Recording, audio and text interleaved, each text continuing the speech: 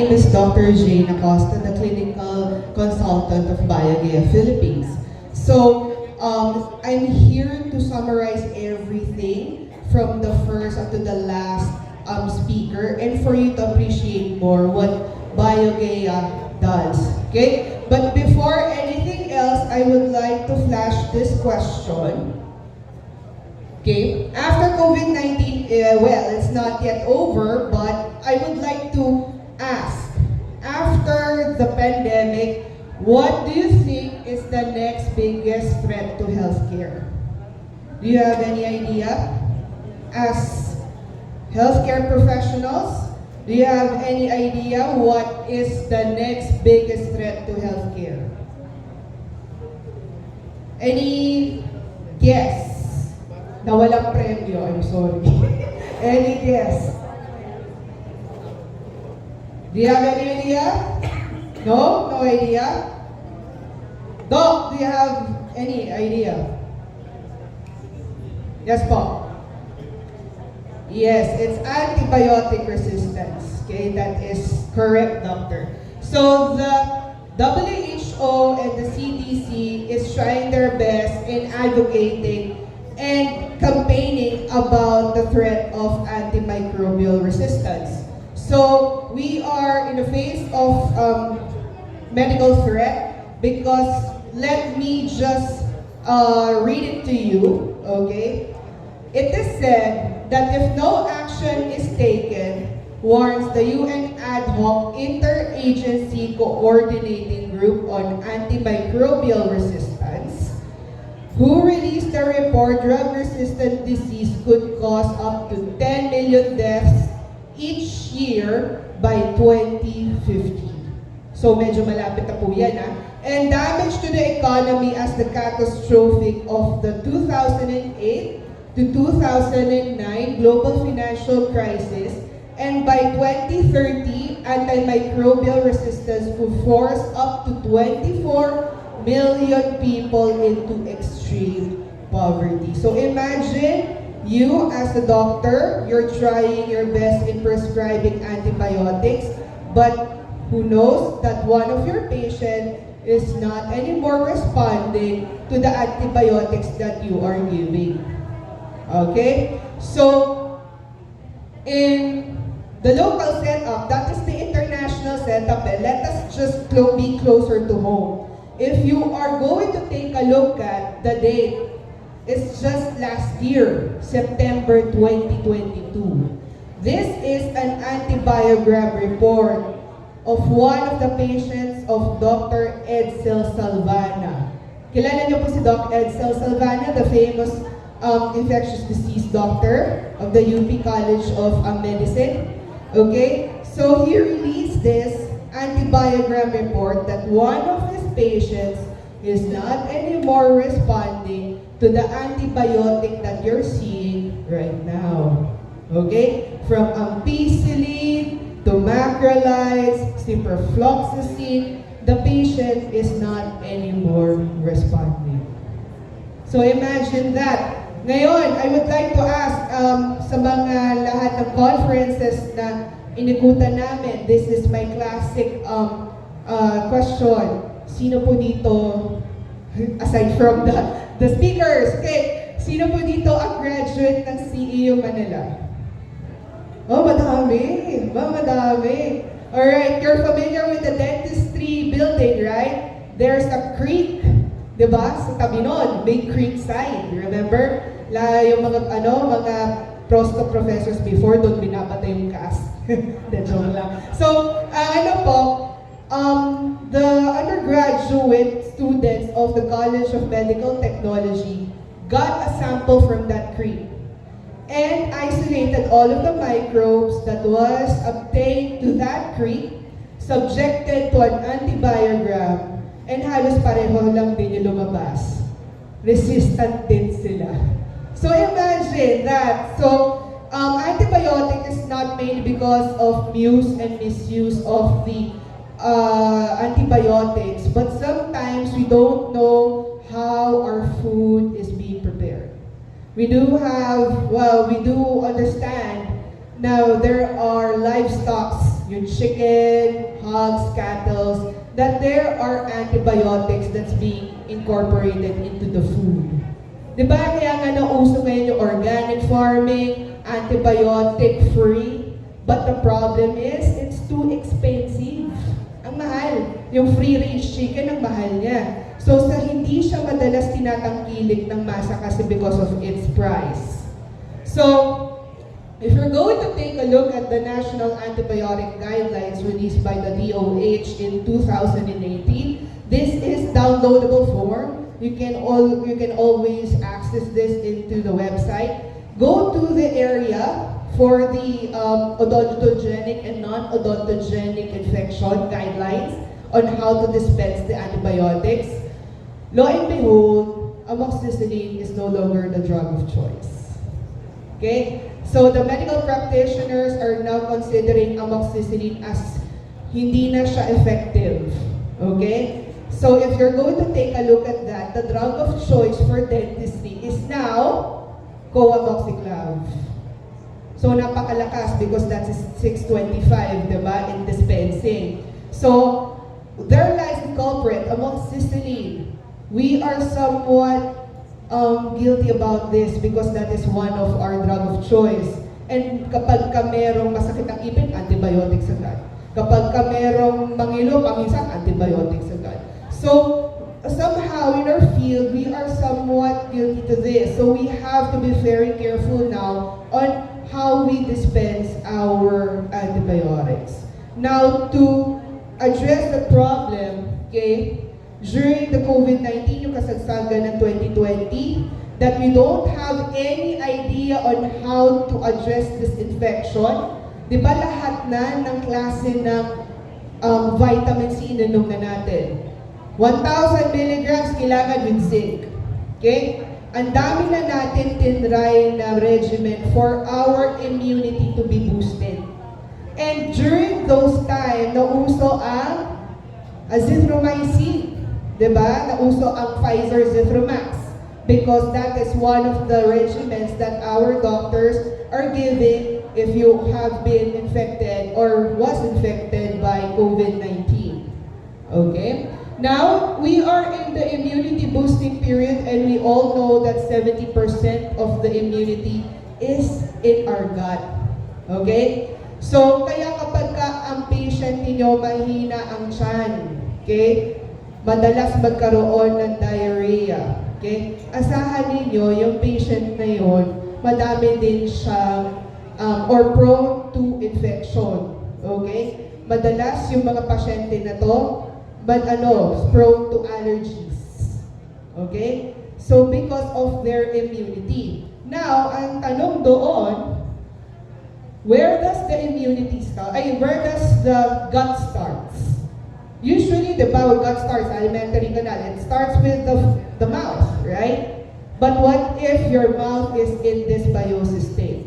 So dysbiosis, by definition, there are more pathogenic microbes than the good ones. So it can actually travel to the different system inside the mouth when there is a portal of entry in the form of gingivitis. Okay? So, to give you an idea on how it travels, okay? This is a footage na kinunat ko from a camera because I do have my microscope in my practice. One of the patients who are contemplating kung magpapa-perio treatment ba siya o hindi. Now, what I did, okay, I got a swab from one of the deepest pockets, okay? Put it in a glass slide, nilagyan ko ng distilled water, cover it with a cover slip, and here is what I saw. Ang daming lumalangoy, okay?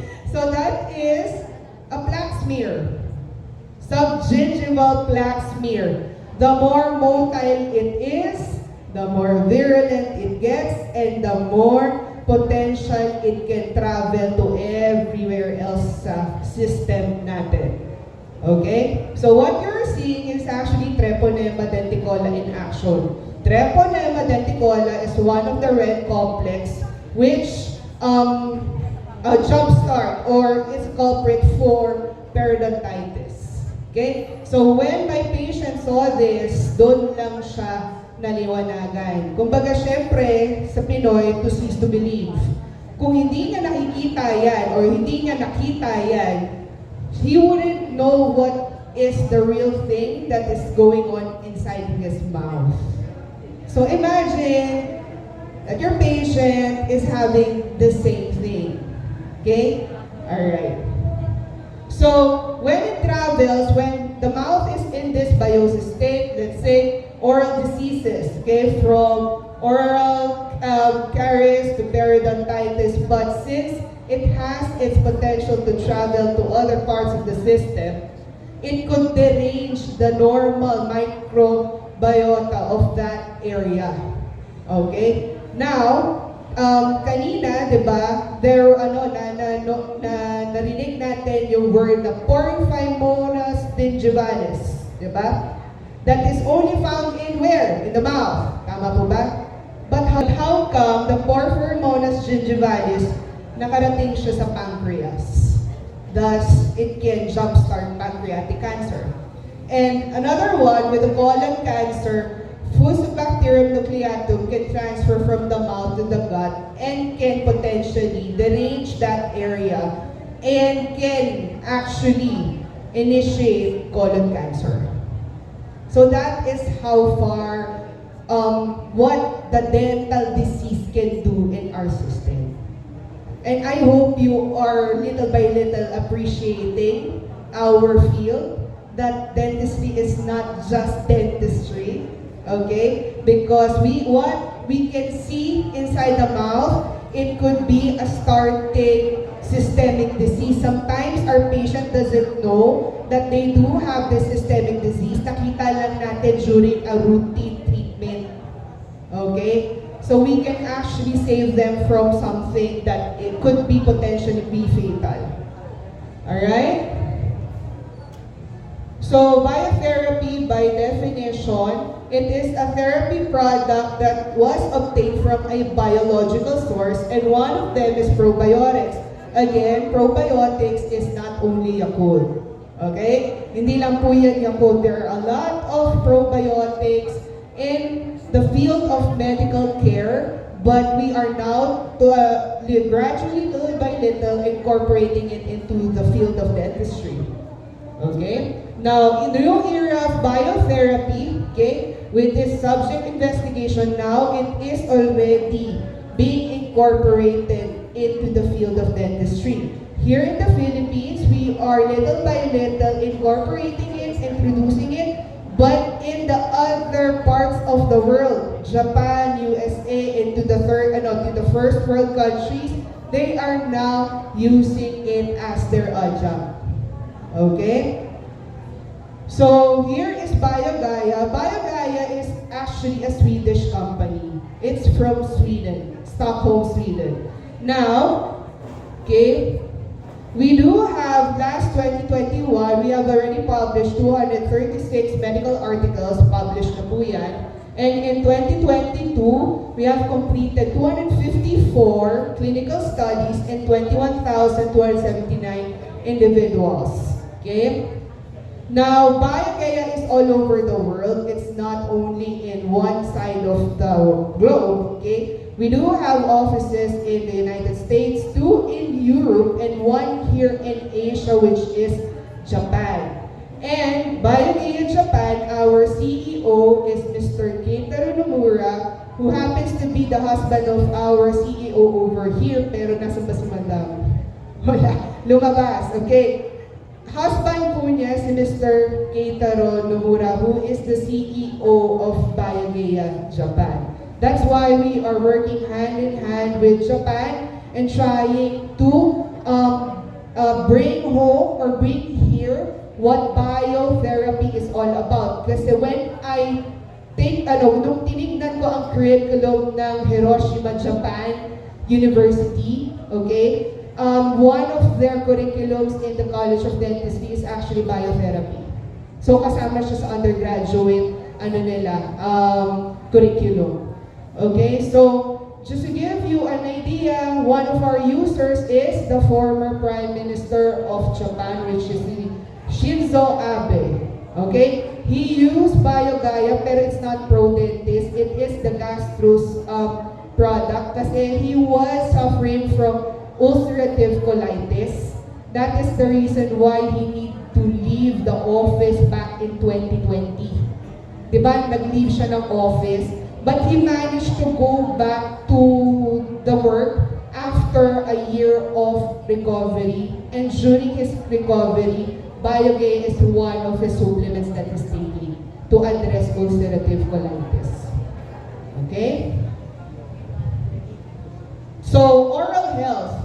So, Biogaia Pro Dentist, what we do have is the L. reuteri strain. We do have a lot of probiotic strains, but under Biogaia Pro Dentist, we are using the L. reuteri or Lactobacillus reuteri. So ano ba to? How does it work? Okay? L. reuteri, the probiotic, releases a bactericide called reuterin.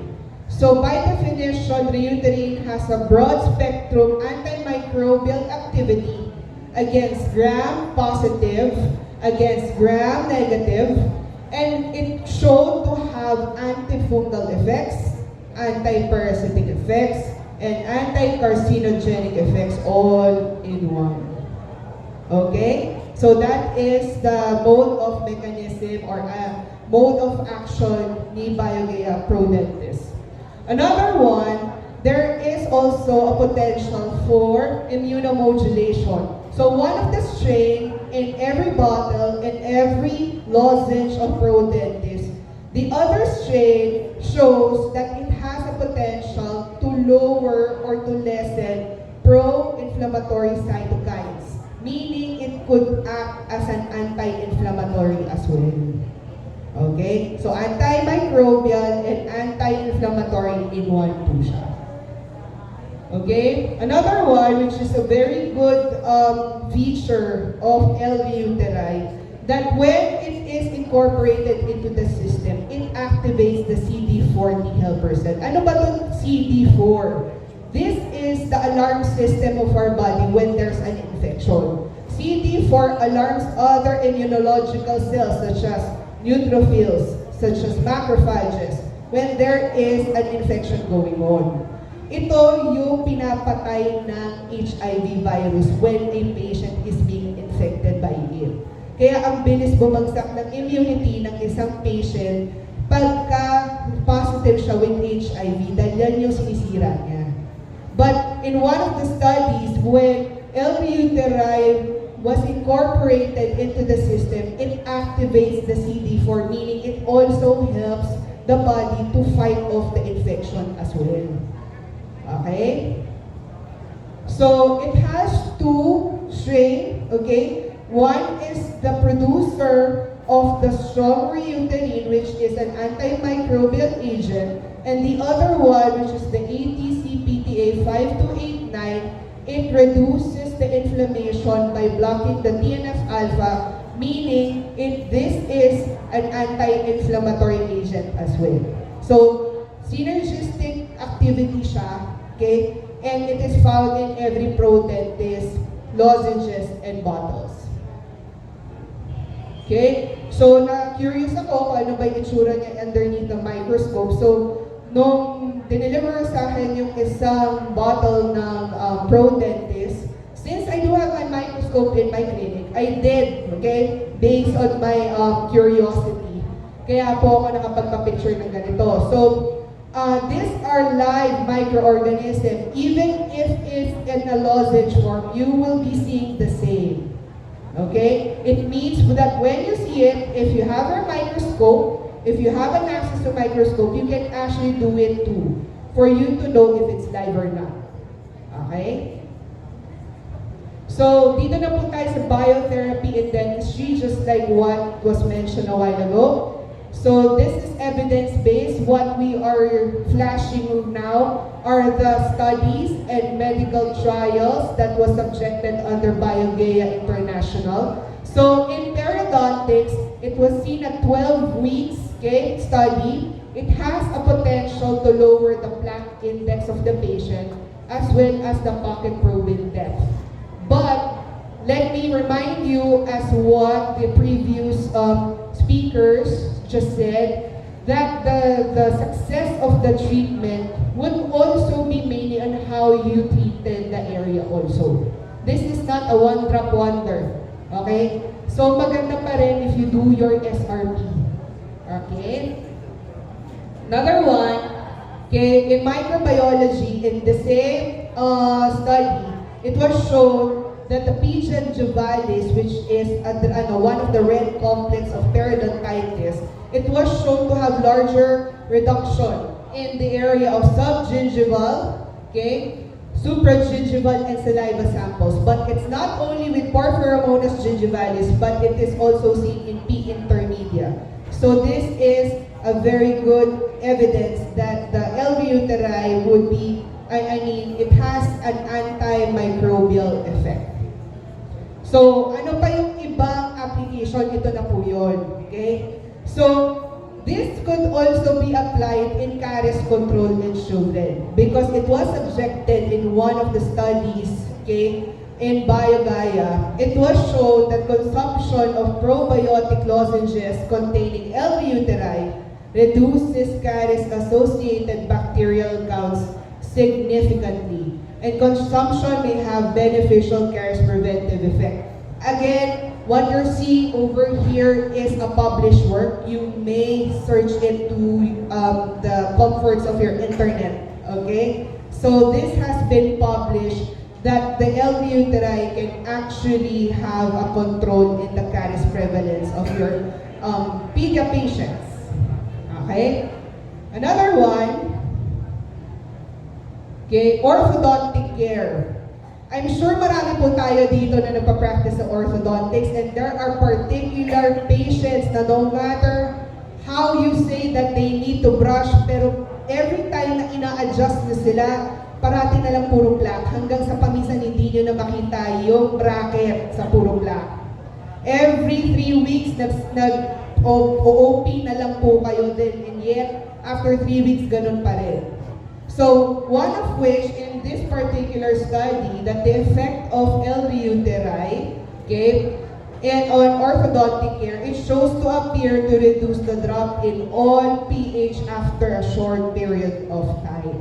Meaning, they can also be benefited by it because when there is high plaque index during orthodontic treatment, the teeth could also be a potential perio case. Okay, if the plaque goes out of hand. Okay? Another one, halitosis control. Okay? Sa mga pasyente, hindi nila alam that they do have oral malodor. Okay? It is shown in one of the studies that 85% of the reason why our patients is having oral malodor is because of dental in origin. Meaning, problema natin yon. Wag muna natin i-refer sa gastro doctors. Please take a look at your patient's mouth through the help of the diagnostic materials that you have in your clinics. Okay, take a look at what's happening inside the mouth. Maybe there is an ongoing infection na hindi nakikita ng naked eye. That there must be a need to have your radiographs to see if there is an ongoing infection. So, in halitosis control, one of the studies under Biogaia International, the results that the probiotic may have some beneficial effect on oral malodor assessed by this course. Results indicate that the probiotic may have affect the bacteria that produces the malodor. So, before we publish this, there is a supporting evidence to that. Okay? Another one, malodor control and removable appliances. For your patients who are using aligners, S6 retainers, for those who are using snap-ons, okay, this could also be a help for your patients in addressing the malodor, okay, of these removable appliances. Another one for dry mouth care for your patients who are suffering from xerostomia. If you do have patients who are diabetic, okay, even for those patients who are undergoing chemotherapy, this could also be a help for them as an adjunct in controlling oral infection. Okay? So, pwede po yan. Even if the patient with dexterity problems, immunocompromised individuals, ang hindi lang po pwede na subject a patient with probiotics are those who are under intensive care. Meaning nasa ICU na because they are prone to sepsis. But other than that, even kids, even yung mga babies pa, pwede po ang probiotics. Okay? Another one is for prosthodontic care for your patients who are prone to oral fungal infection. Na kapag pumasok sa clinic nyo, doktora, magpapapalit ako ng denture. Pagtingin ninyo sa lumang denture, parang may cheese. So pag tinignan niyo yung bibig, parang may mapa din ng cheese. So that is a positive fungal infection caused by Candida albicans. So for us to be able to give quality care without inducing any side effects such as discoloration of the mouth or any parts of the mouth, okay? It will not cost them their liver, it will not cost them their kidneys, okay? So we can actually help them because one of the studies, the effect of probiotic bacteria on oral candida in frail elderly, it was shown that the 12-week follow-up, the salivary candida was significantly reduced by 51%. So this is very beneficial also for our geriatric patients. Okay?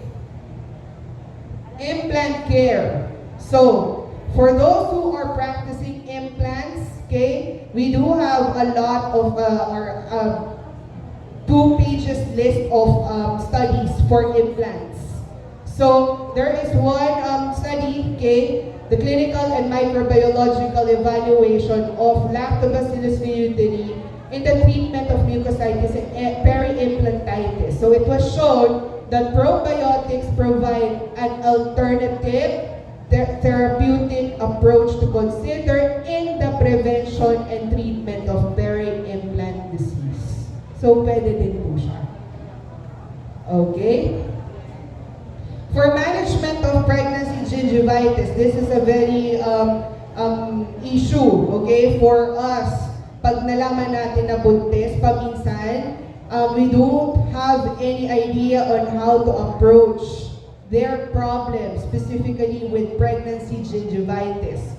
So it was shown in one of the studies that regular consumption of L-Uteri lozenges reduces pregnancy gingivitis. It was already found out that it could also help them in addressing gingivitis when your patient is pregnant. Okay? Alright. Another one, supportive oral care job for patients with special needs. Yes.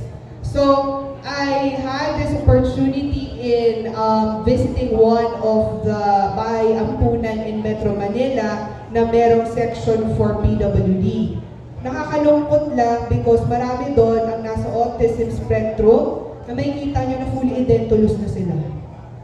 Okay, even if there are just what, 15, 20 years old, fully edentulous. And tinanong ko, bakit po wala nang ipin yung mga ibang residente dito? They decided to have it all extracted kasi mahal kapag paulit-ulit sinisidate. Okay? So, this is one of the avenues in helping them to combat the oral infection, lalo na pagka may dexterity problem. Okay? But of course, our social workers should also help in administering or helping them in having their oral healthcare protocols. Okay? And this is non-dental medical topic, but it was shown that the power of microbiome, okay, there is a discovery that the incorporation of L-Uteri for our patients who are in the spectrum, it actually increases the level of oxytocin. So, pwede rin siya actually like a mood stabilizer for them. But oxytocin is also has an effect on tissue healing as well. Okay? So this is one of the avenues with the medical research that they are incorporating L-reuteri in the application of lozenges and drops to have a parameter on wound healing as well. Now, it was released last week. DOH, Cordillera Administrative Region, has already posted its public warning on the increased prevalence or increased number of children who are having HFMD, hand, foot, and mouth disease. It's not only the Cordilleras, but Western Visayas and Davao has already published the warning that they are already receiving a lot of patients who are having HFMD. And it is already been proven by probiotics under Biogaia. In conclusion, there is a significant antiviral activity of L-reuteri against the main agent responsible for HFMD. When your patients or your kids na mga patient are already infected by it, nakikita nyo puro blister yung bibig, okay? Nahihirapan sila kumain. And we all know that a viral infection in the mouth is self-limiting, meaning we have to wait. But for us to be able to shorten that curve, we can actually give them the probiotic and recover faster. Okay? So, in this particular website in the United States, there's a clinical guide to probiotic products available in the USA. There are a lot of doctors who are coming to us and asking, Doc, pwede ba yan sa tonsillitis? Doc, pwede ba yan sa laryngitis? But I can only answer so much because the clinical trials that was given to me are only for dental. Kasi, syempre, out of league ko na po yung other fields. But, in this official website in the United States, it was shown that Biogaia Pro Dentist has the ability to reduce tonsillitis and laryngitis as well. Pwede po siya in reduction of tonsillitis. Lalo na if you do have kids, pamangkin, pasyente na very prone to tonsillitis. Pwede po yan. Okay? So how do we apply this? Of course, after scaling and root planing, okay, even if you do have a patient with a severe calcular deposit, you can actually incorporate it to your treatments. So as a chair side application, you may do 5 drops of the L-reuteri application. Ito po yung in the bottles. Then as a take home, if there is gingivitis, you may give them the lozenges for twice a day for the next 2 weeks. And if there is a positive pocket mobility, and if you have used your probe, maybe UNC15 or WHO probe, that when you see that it goes beyond 3 millimeters, that is a positive sign for periodontitis, you may give it extended up to 3 weeks. That is for the take home. Okay po? Bakit twice a day? Okay? Because there is a particular study for 1 lozenge a day and versus twice a day. It was found out that it has much more optimum results for twice a day because we do know that we shed epithelium from time to time. That when the Lactobacillus reuteri adheres to the epithelium to have a colonization of that particular area, but in physiological topics, okay, we do shed epithelium from time to time. So reintroduction of L-reuteri should be administered. Okay po? So this is how I do it. Okay? Ginawa ko, nirepurpose ko yung calcium hydroxide tips sa mga intracanal medicaments because there is a tip actually that is within the packaging of calcium hydroxide intracanal medicament. So, nirepurpose ko yung sobrang tips. So, what I'm doing is I put 5 drops of the oil in just a simple bonding well. Okay, you don't really need to have a very fancy instrument in order for you to incorporate this. Even yung handy micro-applicator natin, pwede po. Okay? Do it 5 drop, then when you have a very deep pocket for your, sa patients ninyo, you can incorporate that up to the deepest sulcus. After SRP po. After SRP. So, these are my documented case. I would like to ask, sa tingin nyo po, ilang taon na po itong pasyente ito? Have a wild guess, ilang taon na po? 50? Dito po, any wild guess? Ano po?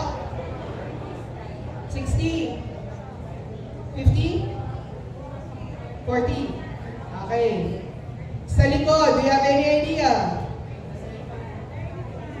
35. Yes, actually, malapit doon. 33-year-old male patient who happens to have a profile of a senior citizen. So, it actually is affecting the well-being of the patient too. Kasi, ang tagal niya mag-contemplate before having the treatment. Urong-sulong siya. Kasi he is already having insecurities. He is a marketing salesperson na hindi makaharap sa mga kliyente because of his appearance. Now, one of his requests, Doc, pwede bang kahit anong mangyari, wag natin tanggalin yung nasa harap. Pero actually, gusto ko na rin siyang alisin dahil mataas na yung mobility niya and the bone height is already super compromised. But sabi niya, as far as we can still retain that, please do so. So okay, I cannot promise the heavens and the earth for this patient, but sabi ko, I'll try. So what I did an SRP, introduction or application of the L-reuteri probiotic drops chair side, and I give him dosages to be taken home. If you see, after 3 weeks, there is a reattachment of the area. Nag-lessen yung mobility. But of course, this is matindi. Kailangan ko education for him that he really needs to do his part in doing the brushing technique at home. Okay? Alright. Another one. Ito. Sa tingin niyo po, ilang taon na po ito? Any idea? Grabe naman po sa 12. Ito po ay 30 years old female. Yes, you're having the same thing. If you're going to take a look at it, sobrang discolored na yung gingiva niya because of hard calcular deposit. So yun din yung isa sa mabili niya, Doc. Let us save the one that is at front. Kahit gusto ko na rin siyang alisin kasi ang taas ng mobility. But what I did, pareho rin din, SRP, drops, and take-home lozenge. If you see the 3 weeks post-op, nakita niyo yung tissue healing, meron na rin siyang reattachment on the area. So I also need to reiterate yung brushing protocols niya sa bahay. Okay? Kasi very prone itong pasyente to sa plaque. If you notice, meron pang plaque build-up after doing the scaling and root planing, pero meron pa rin. Hanggang sa pinauwi ko na sa kanya yung disclosing solution para malaman niya kung saan kailangan i-brush. Ganon kalala. Okay? Alright. So, the first and only clinically proven probiotic for healthy gums, safe for all ages, for adults, elderly, for pregnant women, for kids, women, and diabetics. Not only for diabetics, for other immunocompromised individuals, again, except for under intensive care patients. Okay? So, we are bringing here in the Philippines the Biogaia Academy because there is actually Biogaia Academy Sweden, Biogaia Biogaia Academy Japan, and we are trying to or about to bring Biogaia Academy here in the Philippines. It is actually a one-day workshop for biotherapy, and this is a recall, okay, balik tanaw sa perio, because we all know at our undergraduate curriculums, hindi ganun katindi or hindi ganun ka-intensive ang knowledge natin sa perio. Tama po ba? Okay? So for us to be able to go back to the basic knowledge of perio. So in the morning, it's all lecture. In the afternoon, it's a hands-on workshop and of course awarding of certificates at the end of the day.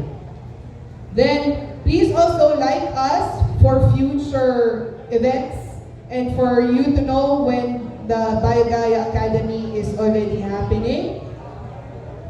Now, there is actually Biogaia Academy in Japan, nakakabukas lang the other day.